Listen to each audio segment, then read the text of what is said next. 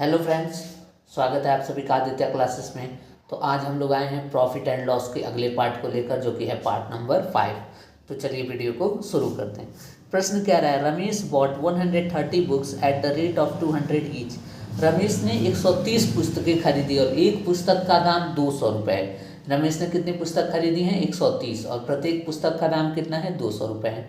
And sold half of them, और उसमें से आधे पुस्तक को 300 रुपये ईच के दाम पर बेच दिया। एक पुस्तक 300 के दाम पर आधे पुस्तक को बेच दिया। फिर 1/5, और जो 130 का 1/5 है, 1/5 है, उसको 350 रुपये एक के भाव से बेच दिया। और बाकी बचे पुस्तकों को उसने कॉस्ट प्राइस पर बेचा है। तो फाइंड हिज प्रॉफिट परसेंट, यानी कि उसका लाभ प्रतिशत कुल कितना होगा। तो देखिए,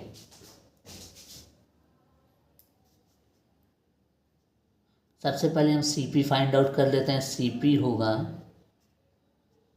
130 पुस्तक 200 रुपये ईच के दाम पर, ये क्या हो जाएगा? सीपी हो जाएगा। ठीक है, अब प्रॉफिट लिखते हैं। प्रॉफिट 130 का आधा सबको पता है 65 होगा। तो 65 पुस्तकों को उसने कितने रुपए के लाभ में बेचा है? 200 में खरीदा था, 300 में बेच रहा है, तो 100 रुपये के लाभ में बेच रहा है 65 पुस्तकों को। इतना लाभ होगा, प्लस 1/5, यानी कि 130 का 1/5 कितना होता है? यहाँ कर लेते हैं 130 गुणे 1/5। ये सिर्फ आपको बताने के लिए। 5 दूनी 10, 5 छक्के 30, 26। तो 26 पुस्तकों को कितने में बेचा है? 350 में। 200 में खरीदा था, 350 में बेच रहा है, मतलब इस पर कितने का प्रॉफिट होगा? 150 रुपये का प्रॉफिट होगा। ठीक है, यहाँ तक समझ में आ गए? ठीक है, इतने का। बाकी बचे पुस्तक, बाकी अब कितने बचे हैं? बाकी 26, 65 इधर आ गए, 65 इधर आ गए, 26 इधर आ गए। तो 65 + 26, 6 × 5 = 11, 6 × 3 = 9, 91 पुस्तक बेच चुके हैं और 130 हैं। तो अब कितना बच जाएगा? 130 में से 91 को माइनस कर लेंगे, 9 और 9 39 पुस्तक। 39 पुस्तकों को वो सीपी पर बेचेगा, यानी कि उस पर कोई 0 रुपये लाभ हुआ। ठीक है, समझ में आ गई बात? मैंने कैसे लिख दिया ये लाइन कि आधे पुस्तकों को उसने 300 में बेचा है। तो 200 में खरीदा था, 300 में बेचा है, तो 65 पुस्तकों पर 100 रुपये का उसने लाभ लिया है। 1/5 ऑफ देम, और उसमें से 1/5 को कितने में बेचा है? 150 रुपये के लाभ पे। कितने में बेच दिया? 350 में। 200 में खरीदा था, 350 में बेचा, मतलब 150 रुपये का लाभ हुआ। और बाकी बचे पुस्तकों को उसने कॉस्ट प्राइस पर बेचा है, मतलब उस पर 1 भी रुपया लाभ या हानि नहीं हुआ। तो इसे अब सॉल्व कर लेंगे। ये हो जाएगा 6500 और ये हो जाएगा 3900, और ये 0 कट गया। ठीक है, तो 6500 + 3900 हो जाएगा आपका 10,400।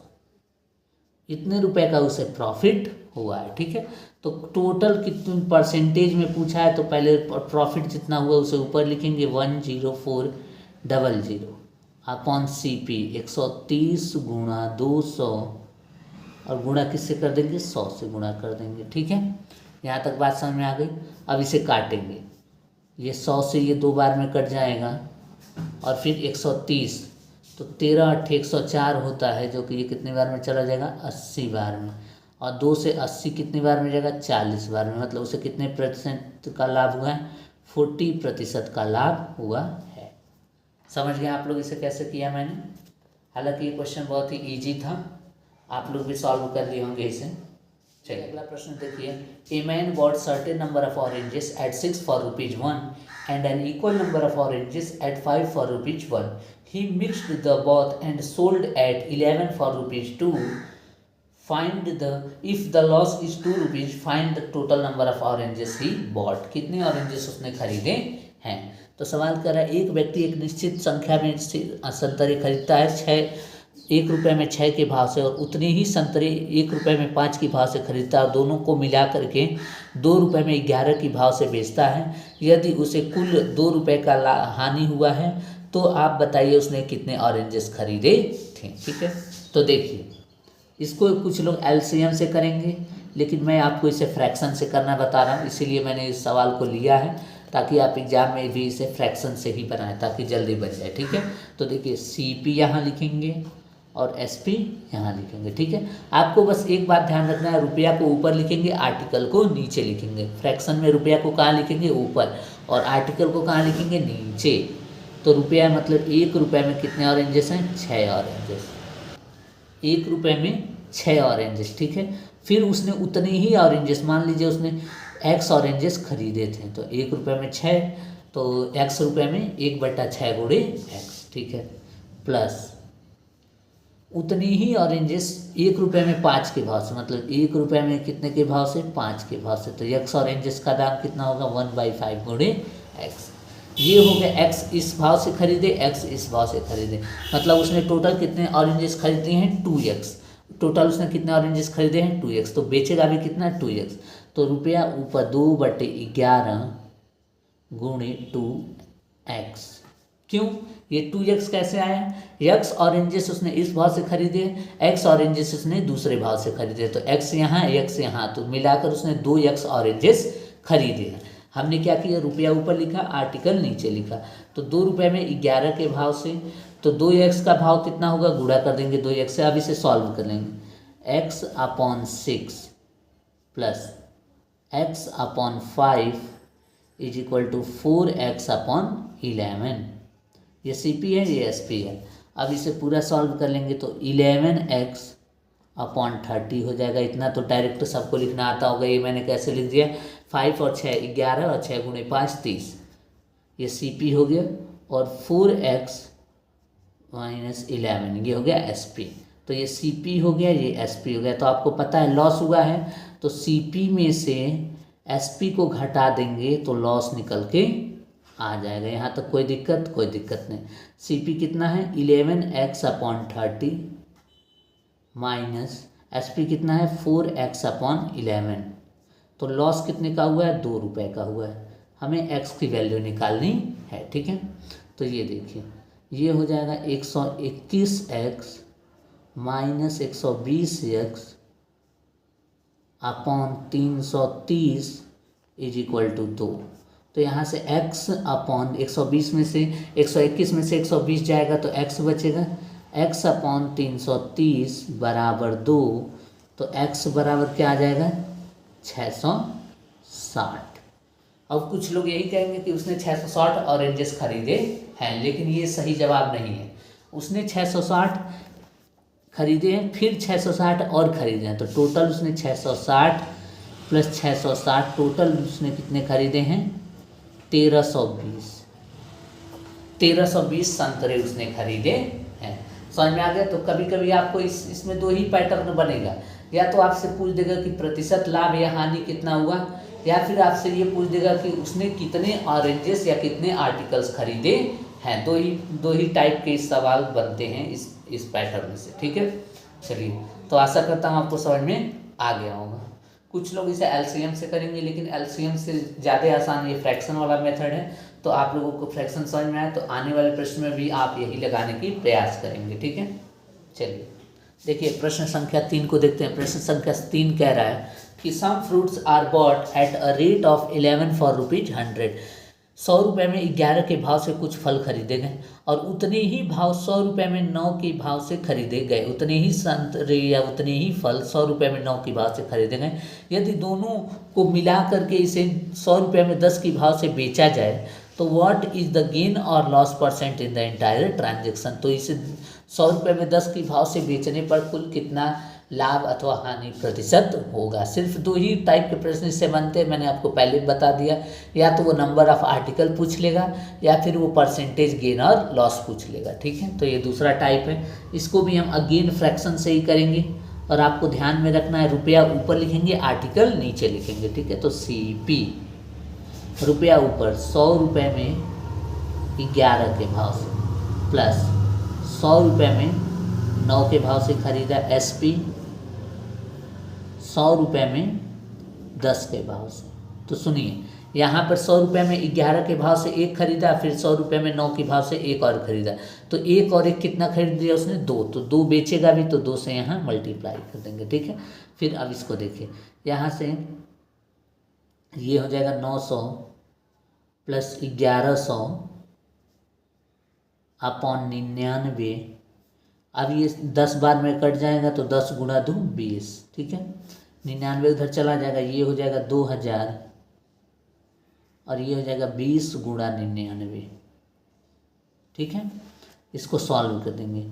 9 दूनी 18 1 19, 1980, 1980 मतलब 2000 का खरीदा है, 1980 में बेचा है, तो उसे नुकसान हो गया कितने का, 20 रुपये का। और टोटल खरीदा कितने में था, 2000 में। गुणा कर देंगे किससे, 100 से, तो उसे 1% का लॉस हुआ है, ठीक है। समझ में आ रहा है। 2000 में खरीदा है, 1980 में बेच रहा है, तो उसे 20 रुपये का क्या होगा, लॉस होगा, नुकसान होगा। तो लॉस अपॉन CP इंटू 100, तो यहाँ से इसे सॉल्व करेंगे, 1% का उसे लॉस हुआ है, ठीक है। समझ में आ गया ये सवाल। वैसे तो आप लोग को पहले से भी ये पता ही होगा, आप लोगों को ये आता होगा। अगला प्रश्न देखते हैं, ये भी बहुत ही ईजी प्रश्न है। देखिए सॉल्व करिए इसे, वीडियो पॉज करिए और इसे एक बार खुद से सॉल्व करने की कोशिश कीजिए। चलिए अब मैं बताता हूँ। By selling 45 oranges for ₹40 a man loss 20%। 40 रुपये में 45 संतरी बेचने के बाद एक व्यक्ति को 20% की हानि होती है, तो बताइए वो कितने 24 रुपये में 20% लाभ कमाने के लिए वो कितने ऑरेंजेस बेचे, ठीक है। सवाल ये कह रहा है, तो जब भी ऐसा सवाल है आप हमेशा पता करिए एक आर्टिकल का दाम कितना है, एक आर्टिकल का दाम कितना है। तो देखिए 45 ऑरेंजेस का सेलिंग प्राइस, 45 ऑरेंजेस का सेलिंग प्राइस कितना है, 40 रुपये। तो एक ऑरेंज का सेलिंग प्राइस कितना होगा, का सेलिंग प्राइस कितना होगा, 40/45 रुपये, एक ऑरेंजेस का सेलिंग प्राइस हो गया। अब एक ऑरेंजेस का सेलिंग प्राइस दिया, तो क्या हम एक ऑरेंजेस का कॉस्ट प्राइस निकाल सकते हैं, तो उसके लिए हमें कहीं ना कहीं प्रश्न में दिया होना चाहिए कि कितने प्रतिशत का लाभ अथवा हानि हुआ है। तो हमें तो दिया है 20% का लॉस हुआ है, ठीक है। तो एक ऑरेंजेस का जो कॉस्ट प्राइस आएगा वो इस तरीके से आएगा, एक ऑरेंजेस का CP बराबर 40/45 गुणा 100/80। 20% लॉस हुआ है, तो वो 80 में बेचा होगा, तो इससे यहाँ से क्या निकल के आ गया, CP निकल के आ गया। अब कह रहा है ये हो गया हमारा CP। अब कह रहा है वो 24 रुपये में कितने बेचे ताकि उसे 20% का प्रॉफिट हो। तो CP दे दिया, तो SP निकाल लेंगे 20% के प्रॉफिट के लिए कितना बेचे। तो एक ऑरेंज का SP किस लिए, 20% प्रॉफिट के लिए, ठीक है। तो 40/45 गुणे 100/80 गुणे 100/120, ठीक है। अब इसे सॉल्व कर लेंगे, तो एक ऑरेंजेस का सेलिंग प्राइस आ जाएगा। देखिए 1 0 से 1 0 कट गया, ये 00 से ये 00 कट गया, ठीक है। फिर उसके बाद यहाँ से अब कुछ बचा नहीं, यहाँ बचा ऊपर 40 गुणे 12 और नीचे 45 गुणे 8। तो इसे काट देंगे, इसे काटेंगे 3 से तो 15 बार में जाएगा, और 3 से इसे काटेंगे 4 बार में जाएगा। 4 से 8 कितनी बार में जाएगा, 2 बार में। तो ऊपर हो गया 40 और नीचे हो गया 30, मतलब 4/3 रुपये। एक ऑरेंज का सेलिंग प्राइस कितना है, 4/3 रुपये है, ठीक है। एक ऑरेंज का सेलिंग प्राइस, तो यहाँ से कहने का मतलब है कि 3 ऑरेंज का सेलिंग प्राइस कितना है, 4 रुपये। 3 ऑरेंज का सेलिंग प्राइस कितना है, 4 रुपये। तो हमें कितने, 4 रुपये में 24 रुपये में कितने मिलेंगे, तो 4 रुपये में 3 ऑरेंज, तो 24 रुपये में कितना गुना हो गया, 6 गुना। तो 24 रुपये में 18 ऑरेंज, ठीक है। ये आंसर हो जाएगा। अगर 20% लाभ चाहिए तो आप उसे 24 रुपये में कितने ऑरेंजेस बेचिए, 18 ऑरेंजेस बेचिए, ठीक है। समझ में आया ये कैसे हुआ है। 4 रुपये में 3 ऑरेंजेस, तो यहाँ 24 रुपये में पूछा है, तो रुपया 6 गुना हो गया, तो आर्टिकल भी क्या हो जाएगा, 6 गुना हो जाएगा, ठीक है। समझ में आया आपको। चलिए अब अगला प्रश्न देखें। About certain number of items at 1 for ₹3। 3 रुपये में एक के भाव से कुछ आइटम्स उसने ए ने कुछ वस्तुएं खरीदी और वो उस सभी वस्तुओं को 15 रुपये में 4 के भाव से बी को बेच दिया। बाद में बी ने उसे दोबारा 12 रुपये में 5 के भाव से वही जितने आइटम्स खरीदे थे उतना उसे लौटा दिया। इस कुल लेन देन में ए को 135 रुपये का लाभ हुआ है। तो बताइए total CP of all items for a, यानी कि ए ने उस वस्तु को कितने में खरीदा होगा। ठीक है, सवाल ये पूछा है। तो देखिए सबसे पहले हम क्या करेंगे, आर्टिकल्स का एलसीएम ले लेंगे। ठीक है, इसमें एलसीएम मेथड लगाएंगे। आर्टिकल्स यहाँ पर 1 है, यहाँ 4 है और यहाँ 5। 1 4 और यहाँ क्या है 5 है। ठीक है, तो अब इसका एलसीएम ले लेंगे 1 4 5 का एलसीएम होता है 20। तो मान लेंगे कुल आर्टिकल्स कितने थे 20 थे। इस बात को ध्यान रखिएगा, मानेंगे कि कुल आर्टिकल्स कितने थे 20 थे। अब आगे देखिए, एक आर्टिकल 3 रुपये में, ये सीपी है। तो 20 आर्टिकल कितने में 60 रुपये में, ये सीपी आ गया कुल सीपी। ठीक है, एसपी देखिए, एसपी में 15 रुपये, 4 आइटम्स कितने रुपए में 15 रुपये में। तो 20 आइटम्स कितने रुपए में हो जाएगा, 5 गुना हो गया तो 75 रुपये में। ये SP1 हो गया। अब SP2 देखिए, बेच दिया 5 रुपये में, 12 रुपये में 5 के भाव से। ये SP1 हो गया। SP2 तो इसमें 20 के लिए 4 गुना करना पड़ेगा, तो ये 48 रुपये में 20 के भाव से। ठीक है, अब चलिए अब आपको बात समझा देते हैं। 60 रुपये में ए ने 20 वस्तुएं खरीदी, तो ये रहा ए और ये रहा बी। ठीक है, ए और बी, ए के पास 20 वस्तुएं थी, 20 आर्टिकल्स थे, जो कि उसने कितने में खरीदा था 60 रुपये में खरीदा था। यहाँ तक कोई दिक्कत नहीं। बी देखिए, बी क्या करता है, बी के पास शुरुआत में थे 75 रुपये। बी के पास शुरुआत में कितने थे 75 रुपये थे बी के पास। तो बी ने क्या किया, ए को बोला है 75 रुपये तुम पकड़ो और ये 20 आर्टिकल मुझे दे दो। ये 75 रुपये तुम लो और ये 20 आर्टिकल मुझे दे दो। ठीक है, समझ में आ रहा है। हाँ ठीक है। बाद में बी उसे घर ले गया तो देखा कि ये तो काम का है ही नहीं, क्या खरीद लिया। तो बी वापस गया ए के पास, कहा कि मैंने तुमसे 20 वस्तुएं ली थी, वो तुम वापस ले लो। तो ए ने बोला कि मैं जिस भाव से तुमको दिया था उस भाव से वापस नहीं लूँगा, अपना अगला रेट बताओ। तो इन दोनों ने फिक्स किया कि अब इसको वो 48 रुपये में लेगा 20 आर्टिकल। तो 20 आर्टिकल ले लिया ए ने दोबारा, और रुपया कितना दिया बी को 48 रुपये। तो टोटल इसमें बी के पास शुरुआत में थे 75 रुपये, अब बचते हैं 48 रुपये।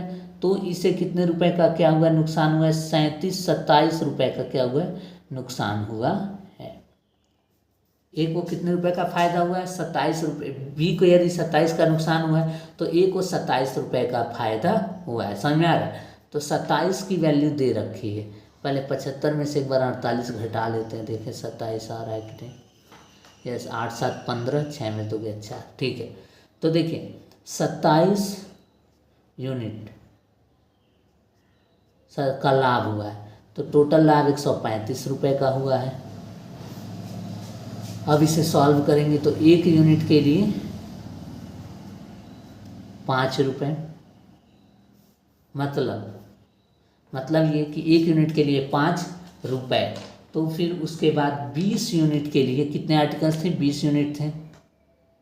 इसका मतलब 100 आर्टिकल उसने खरीदे थे, 100 आर्टिकल उसने खरीदा था। पता चल गया।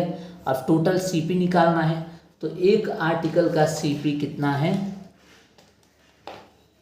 एक आर्टिकल का सीपी है 3 रुपये। एक आर्टिकल का सीपी कितना है 3 रुपये। 3 रुपये एक आर्टिकल का सीपी है 3 रुपये, तो 100 आर्टिकल का सीपी कितना होगा, 100 आर्टिकल का सीपी होगा 3 गुणे 100, 300 रुपये। यही आपका उत्तर आ गया आंसर। समझ में आया। आशा करता हूँ आपको समझ में आ गया होगा। सबसे पहले ऐसे सवालों में क्या करना है, एलसीएम लेकर के नंबर ऑफ आइटम्स निकाल देने। नंबर ऑफ आइटम्स निकालेंगे। क्यों, यहाँ फ्रैक्शन नहीं लग सकता, क्योंकि ए ने बी को बेचा, बी ने सी को जाकर नहीं बेचा, बी ने दोबारा उसे वापस कितने में बेच दिया है, अलग भाव से। ठीक है, तो चलिए मिलते हैं अगले पार्ट में।